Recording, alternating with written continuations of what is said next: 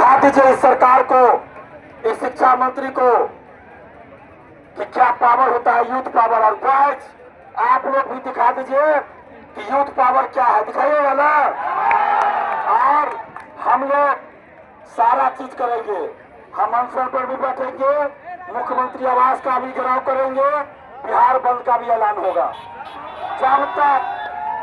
जब तक मांगे पूरी नहीं होगी तब तक दिलीप कुमार की घर वापसी नहीं होगी। ठीक है, मेरे आपको बता दे, मेरी माता जी की तबीयत खराब है। कल सुबह में मेरी पत्नी फोन की तो बताई रात में बहुत ज्यादा तबीयत खराब हो गई, हॉस्पिटल ले जाना पड़ा, उनका इलाज चल रहा है, घर पे अभी है। मेरी पत्नी पहले से तबीयत खराब है, उसको पथरी ऑपरेशन कराना था, बहुत ज्यादा जरूरी ऑपरेशन कराना, लेकिन इस बीच में आंदोलन का आह्वान करना पड़ा तो हम ऑपरेशन नहीं करा पाए। हम पहले से बीमार आप लोग जानते हैं, लेकिन हम अपनी परवाह नहीं करते हैं। लेकिन जब तक आप लोग हमारे साथ रहिएगा, हमारे अंदर हिम्मत होगी और कोई भी तानाशाही सरकार हमें नहीं झुका पाएगी। सिर्फ आपका साथ चाहिए, आप लोग का साथ चाहिए। ठीक है, और ये दिलीप कुमार 11 वर्षों से लड़ रहा है, आज तक किसी के सामने समझौता नहीं किया। छात्र के सामने छात्र तो हमारे लिए सर्वोपरि है और आगे भी रहेगा, बस आप लोग साथ दीजिए। और एक और अपील करते हैं, जिस भारी संख्या में आज आप लोग आए हैं, परसों 18 तारीख को इतनी भीड़ नहीं थी, ये सच्चाई है, हम झूठ नहीं बोलते हैं। महिलाओं की संख्या मात्र 15-20 थी, लेकिन आज महिलाओं की संख्या सैकड़ों में है, बॉयज की संख्या हजारों में है। जब 18 तारीख को भीड़ कम थी तब सरकार ने 4 घंटे के बाद विज्ञापन जारी कर दिया। क्या ना, ये यूथ पावर है, ये स्टूडेंट पावर है, ये नारी शक्ति है। आप लोग सिर्फ एकजुट रहिए, साथ दीजिए। और देखिए, अब कुछ लोग मदद करने भी आ गए हैं, हम देखिए कि बिस्कुट वगैरह बांट रहे हैं। जो भी मदद करना चाहते हैं, बिस्कुट, पानी, नाश्ता, खाना, वो करें, अभ्यर्थियों को मदद करें। दिलीप कुमार तो कुछ नहीं चाहिए, अभ्यर्थी हमारा परिवार है, आप लोग हमारे भाई बहन है। आपको हम अपने सामने भूखा नहीं देख सकते, लेकिन रात में जब देखे कल और परसों कि कुछ लोग 1 रोटी खा के रह रहे हैं, कुछ लोग 2 रोटी खा के रह रहे हैं, और हम जब पूछ रहे तो कह रहे ना भैया खा लिए, हम तो खा लिए। लेकिन मेरी नजर पड़ गई थी कि उसको सिर्फ 1 रोटी मिला, किसी को 2 रोटी मिला, सब्जी बांटते बांटते किसी के पास गया तो सब्जी खत्म हो गया। लेकिन वो अभ्यर्थी जब हम पूछ रहे थे बोला भैया खा लिए, हम पेट भर गया हुआ है। हम तो देख लिए थे कि आपके पास सिर्फ 1 रोटी था, लेकिन वो बोल रहा है कि हम खा लिए हैं, पेट भर गया। 2 दिन हुआ, परसों और कल रात में, इसलिए मेरा कलेजा फट गया। अरे मेरे अंदर पत्थर नहीं है, पत्थर का दिल नहीं है, हमसे रहा नहीं गया। और आज फिर हम कह रहे हैं, जितने भी कोचिंग वाले हैं यहाँ पे, PSSC का भी मुद्दा है ना, दरोगा सिपाही का भी मुद्दा है, बोर्ड का मुद्दा है, लाइब्रेरियन का मुद्दा है, दरोगा सिपाही सबका मुद्दा है, बेल्ट्रॉन का मुद्दा है, कंप्यूटर शिक्षक हो, एग्रीकल्चर शिक्षक हो, सबका मुद्दा है, म्यूजिक हो, डांसिंग हो, सबका मुद्दा है, BPSC सिविल सेवा का भी मुद्दा है। तो क्या गौर से सुनिएगा, ये नहीं होना चाहिए कि सभी कोचिंग शिक्षक एक साथ अपना बैच कोचिंग बंद कर दे समर्थन में। सभी कोचिंग शिक्षक, पूरे देश की भी बात कर रहा हूँ, पटना और पूरे बिहार की नहीं, पूरे प्रदेश की मैं बात कर रहा हूँ, क्योंकि BPSC सिविल सेवा का कोचिंग दिल्ली में भी चलता है, TRE का बैच कोई महाराष्ट्र, नागपुर में भी चलाता है, प्रयागराज में भी चलाता है।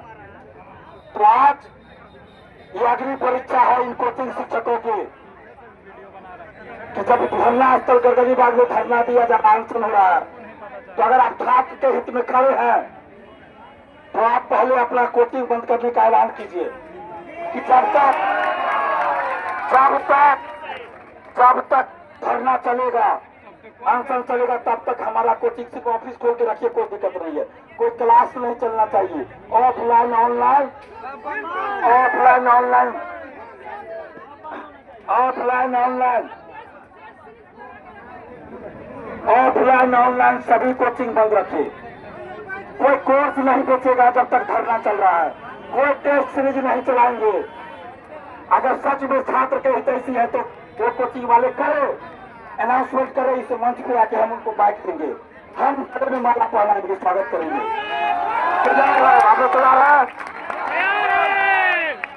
हम ये घोषणा कर रहे हैं आप लोगों के खिलाफ। आप लोग तैयार हैं? तो जितने कोचिंग शिक्षक है, देश भर के कोचिंग शिक्षक, हम बोल रहे हैं कि आप आइए इस मंच पर और घोषणा कीजिए यहाँ से कि आप छात्र के साथ खड़े हैं और अपना कोचिंग आप तब तक क्लास बंद रखेंगे, ऑनलाइन आप तब तक यहाँ धरना चलेगा। कीजिए, और जो भी सहयोग हो, पानी हो, नाश्ता हो, आप कराइए स्टूडेंट को, हम मना नहीं किए हैं। लेकिन आप कहिएगा कि हम आज भीड़ में वीडियो बना ले, 2 यूट्यूबर को ले आए वीडियो बना ले, समर्थन में आया, चल गया, कोर्स बेच दिए। और जिस वीडियो में चलेगा कि आंदोलन के समर्थन में फलना सर आए, उसी में ऐड चलेगा 299 वाला कोर्स।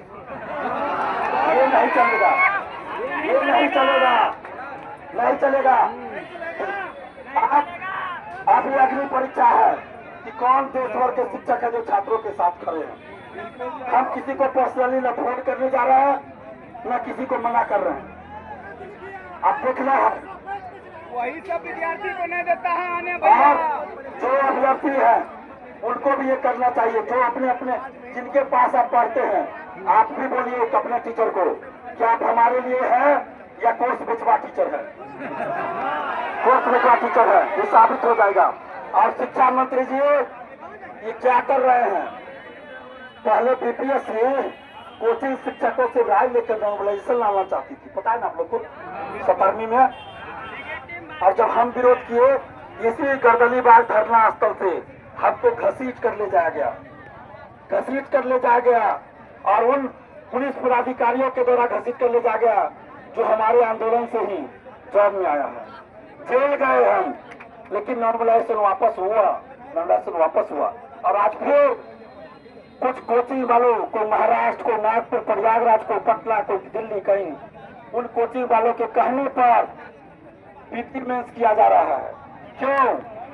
टीआरई 4 के नाम पे तो बैच बेच चुके, अब क्या बेचेंगे?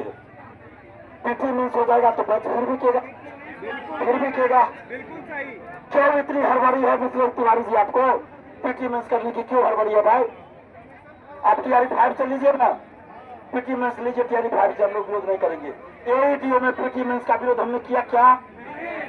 एईटीओ में पीटी मेंस का विरोध हम नहीं कर रहे, कहाँ कर रहे हैं? लेकिन टीआरई 4 को लेकर हम विरोध इसलिए कर रहे हैं ना, क्योंकि हमको हकीकत पता है कि कोचिंग माफियाओं, कोचिंग शिक्षकों के कहने पर हमारे माननीय परम आदरणीय शिक्षा मंत्री mister Tiwari ji PT mains कर रहे हैं। और इसीलिए हम माननीय आदरणीय मिस्टर तिवारी जी से कहेंगे कि आप कोचिंग माफियाओं, कोचिंग शिक्षकों के लिए काम करना बंद कीजिए, अभ्यर्थियों के लिए काम कीजिए। आपको जो एक्सपेरिमेंट करना है ना, आपको प्रीटी लेना है, मेंस लेना है, आप उसके बाद इंटरव्यू ले लीजिए, उसके बाद 10 किलोमीटर का फिजिकल भी करा दीजिए। उससे भी मन नहीं भरे तो स्विमिंग करा के देख लीजिए, उससे भी मन नहीं भरे तो कोई और तरीका कर लीजिए। लेकिन वेतन भी बढ़ा दीजिए, उस अनुसार सुविधा भी दे दीजिए, उस अनुसार बंगला दे दीजिए, आवास दे दीजिए, वेतन बढ़ा दीजिए। और अभी उसकी सूचना दे दीजिए कि टीआरई 5 से हम ऐसा करेंगे, ताकि अभ्यर्थी उस अनुसार तैयारी। कुछ गलत बोल रहा है? गलत बोल रहा है तो मिथिलेश तिवारी जी आप देख लीजिए, ये भीड़, ये भाड़े पे बुलाई गई भीड़ नहीं है, ये पैसा देकर बुलाई गई भीड़ नहीं है। और एक भी अभ्यर्थी, मैं ओपन चैलेंज कर रहा हूँ, पूरे देश की मैं बात कर रहा हूँ। मिथिलेश तिवारी जी कह रहे हैं मेरे बारे में कि छात्र नेता हमको ठीक से जानते नहीं है। मिथिलेश तिवारी जी कहते हैं कि छात्र नेता भड़का रहा है स्टूडेंट्स को। अरे भाई, सच्चाई बोलना भड़काना होता है क्या? हम सच्चाई बोले तो हम भड़का रहे हैं, फिर भी हम चैलेंज कर रहे हैं मिथिलेश तिवारी जी को। आप पूरे देश में आपको तो ऑनलाइन सर्वे करवा लीजिए, ऑनलाइन सर्वे ही करवा लीजिए कि क्या दिलीप कुमार छात्रों को भड़काता है। अगर आ गया कि छात्रों को भड़काता है दिलीप कुमार, मैं अभी धरना खत्म कर दूंगा, यहाँ से चला जाऊंगा और उसके बाद कोई आंदोलन नहीं करूंगा। लेकिन अगर ये आया कि छात्र नेता दिलीप कुमार छात्रों को नहीं भड़काते हैं, छात्र हित में लड़ते हैं, तो मिथिलेश तिवारी जी आप इस्तीफा दे देंगे। तैयार होइए मिथिलेश तिवारी जी। और ये भी मैं चैलेंज करता हूँ, जिस मंच पे डिबेट करना हो, जहाँ करना हो, हम तैयार हैं। शालीनता पूर्वक हम डिबेट करने के लिए तैयार है।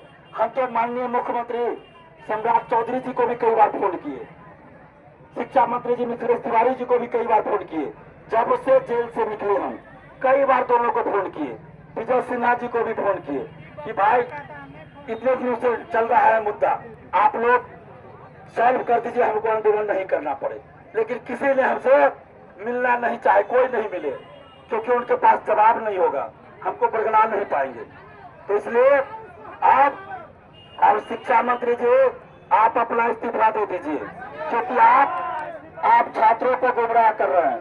शिक्षा मंत्री मिथिलेश तिवारी जी आप इस्तीफा दीजिए, आप युवाओं को भड़का रहे हैं, आप भड़का रहे हैं छात्रों को। तो साइड हो जाए, लड़की लोग को दिक्कत होगा।